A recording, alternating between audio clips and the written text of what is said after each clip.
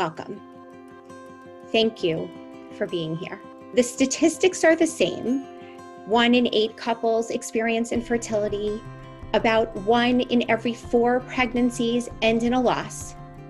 But instead, now we seem to be in this space where we're comfortable talking about difficult things. Because the conversation is not had, it automatically stigmatizes it. And it's hard to be the one to say, I need help, I need support, I'm struggling with something that 7 out of 8 people have so naturally. Us as supporters, what we need to do is that we want to acknowledge the loss so that she could feel safe, so that this family, this couple, the children could feel safe to handle all their stormy emotions. Thank you for reminding me how to be a better friend. How might you suggest someone broach the topic if they think that someone is struggling? I think that the reason you do want to ask someone, and this is just important that you have the intention, am I prepared to listen and support them? Because that's the only reason to ask. It's the only reason to be involved. Listening is by far the best form of speech when you're looking to support someone on this journey.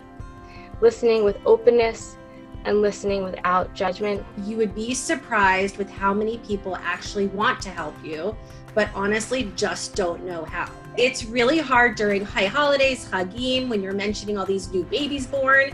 Create a new tradition, create a prayer, acknowledge people, recognize the importance that perhaps people are struggling. So my message to you tonight is that no matter where you're at and how you're feeling, hold on to the hope. You are not the cause of infertility. It's not something you did. Our matriarchs, our moms, they lived this journey. They were awesome women. So I believe they're in our audience.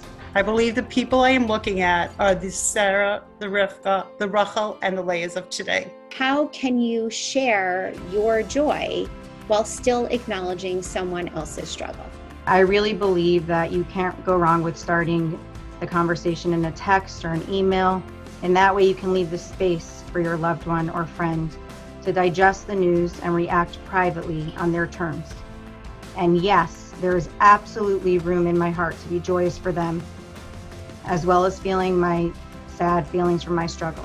There's scholarship for Hebrew school, there's scholarship for day school, there's scholarship for everything, but rarely do we find scholarship for fertility. When the head comes out of the sand or the diagnosis is made, what do you wish that that person understood? We won't get the support unless we know to ask for it. Recognize the help that you need and look for the helpers. I know personally it's scary to make that leap, but once you do, you will feel so supported. Don't let infertility define you.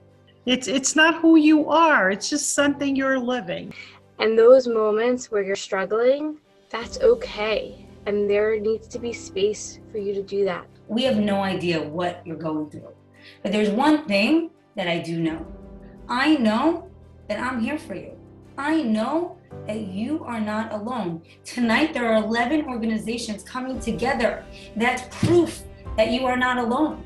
Not only are you not alone, but Jewish law is on your side. You've done nothing wrong, and you are now part of a club that we always say you didn't want to join, but you're a lifetime member. So we're here to support you forever. I hope in moments of pain, despair, you can remember these moments of feeling that group hug, that comfort, that warmth. Because tonight, I think we did the miraculous thing of undoing aloneness. In 1 to 2 words, tell us, how has this gathering made you feel?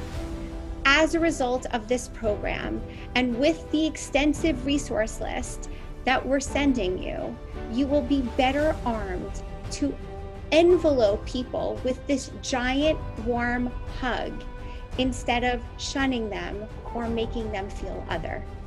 Because we as a community, we can do better when we work together. This is just the beginning of these kinds of conversations, and I can't wait to have more of them with all of you. Good night, everybody.